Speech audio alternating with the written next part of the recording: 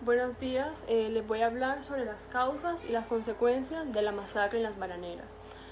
Como primera causa tenemos las bajas condiciones salariales de los trabajadores, que a pesar de las ayudas sociales que recibieron como escuelas de sanidad y vivienda, sin embargo, esto fue una causa muy contundente que llegó para que esta masacre diera lugar. Una segunda causa es la infiltración de los candidatos por parte de los agentes anarquistas y comunistas. Estos se encargaron de levantar la gran mayoría de obreros sindicalizados amenazados a los que oponían, que eran la mayoría. Como tercera causa, tenemos que la influencia de las naciones extranjeras, como lo es Francia, que esperaban tener la concesión del ferrocarril para construir la vía hasta el interior. Les voy a hablar un poco sobre las consecuencias que trajo esta matanza. Una consecuencia fue que produjo la finalización del contrato contraído con la empresa United Fruit. Hubo un aprovechamiento de los políticos enemigos del gobierno de ganar seguidores aprovechando el gran escándalo producido por la acción del ejército. Hubo una contribución de los medios a propósito para crear confusión en los colombianos y angustia relación a la cantidad de fallecidos, lográndose con esto el desacrédito del gobierno y las Fuerzas Armadas, lo cual fue muy bien aprovechada por enemigos del gobierno y de la Fuerza Armada. Y la peor, la zona cayó en la peor condición económica y social que nadie se imaginó, y que los agitadores comunistas nunca le dieron a los campesinos y obreros llegaría como consecuencia de la salida de la empresa United Fruit de la zona bananera. Finalmente, la causa más contundente y la que llevó a que se diera lugar esta matanza fue el error de haber enviado al ejército en vez de haber enviado a los policías a controlar a los trabajadores campesinos y a sus familias, las cuales fueron usadas de carne de cañón por los comunistas y agitadores profesionales infiltrados.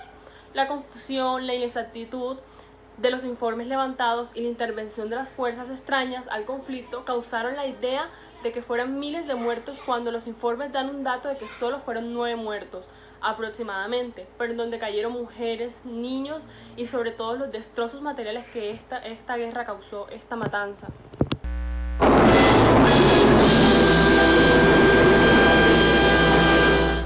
Bueno, ahora vamos a hablar un poco más centrado en el derecho de tercera generación llamado una vida económicamente digna.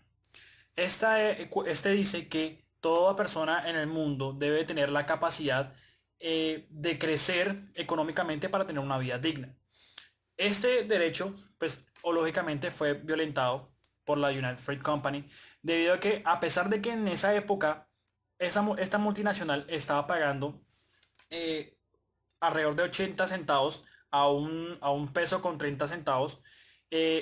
A pesar de todo esto, tenían falencias, e incluso tenía problemas para la captación de trabajadores, debido a que estos trabajadores trabajaban a veces hasta por periodos muy cortos de tiempo y como tal se iban o migraban a otros escenarios económicos como el Atlántico con sus plantaciones de algodón o al sur en Barranca Bermeja para todo lo que da parte de la economía del petróleo. Como tenían estas problemáticas, la United Fruit Company lo que hizo fue aumentar, por así decirlo, la tentativa o aumentar el salario de los trabajadores con el fin de atraerlos aún más. Y pasó de pagar, más o menos en ese tiempo se pagaba 50 centavos el día laborado, incluso 20 en algunas partes de Colombia. La United Fruit Company pagaba 80 centavos y podía pagar en ciertos casos hasta un peso con 50 centavos.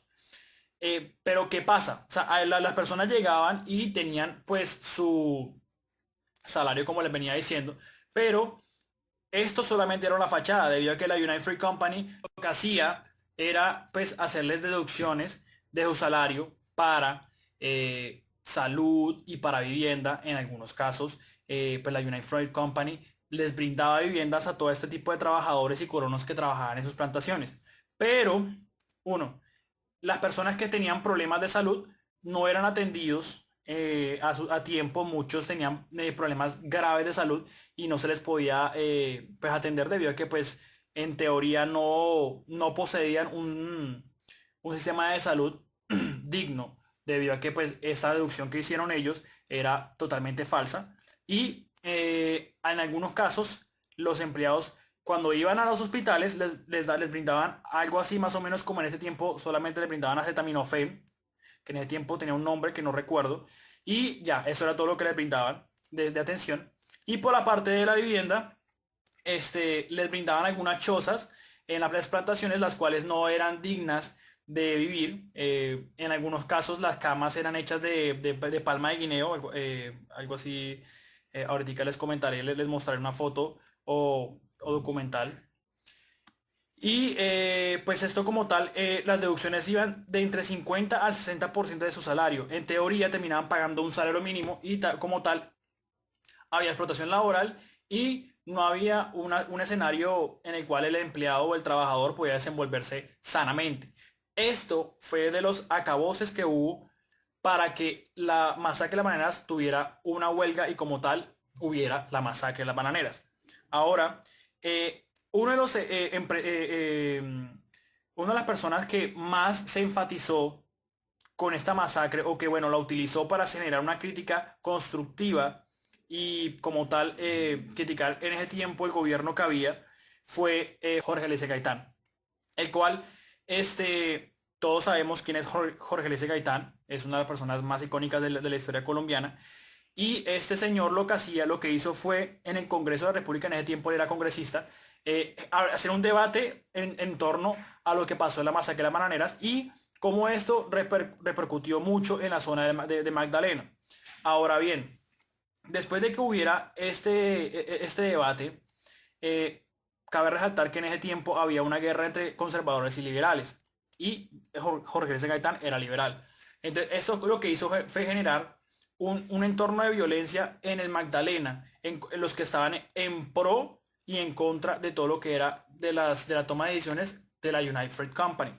Debido a que en ese tiempo políticamente la United Fruit Company tenía una autonomía, la cual pues le brindaba apoyo de las entidades estatales que lo rodeaban, pero además de eso, técnicamente les dejaban hacer lo que se les diera la gana con sus trabajadores. Por eso fue que la masacre de las bananeras quedó, por así decirlo, en la historia. Nunca hubo un condenado y mucho menos personas que hubieran respondido por tales delitos graves que se generaron.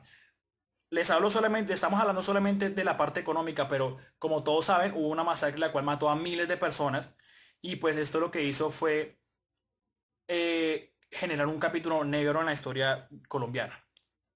Muchísimas gracias.